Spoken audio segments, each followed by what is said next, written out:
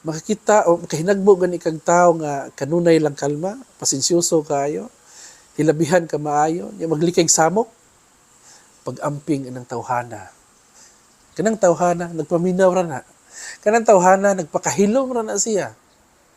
Kanang tawhana nagtan-aw o nagbasar na sa mga paghitabo. Kanang mga tao nga graon kaayo nya kabuangan ning ingani klasiya sa tao, ay kumpiyansa. Tungod kay nakahibaw sila nga kung masuko sila, delikado kaayo, makapasakit gini sila. Maistorya man o mapisikal, ay namang kumpiyansa ana. Maong igo na lang nila kining iluom o pilion nila nga magpabiling kalma. Bahala nang sila mismo ang mag-antos. Bahala nang sila ray masakitan kay wa kasulti sa buot nilang isulti. Pero inag-abot gani sa panahon nga di na maagwanta, mingom na sila nga ang gantangan kung mulapaw na, kinahanglan ba asip higod.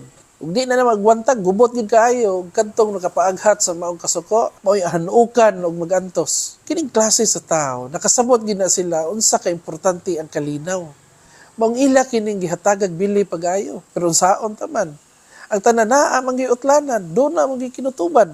Kitang tanan, do na man giutlanan ang pasensya. Naiuban taas og pasensya, pero mulapaw na gani na, ay na lang pagdahom. Mang importante gid kaayo nga respetuhon ni sila.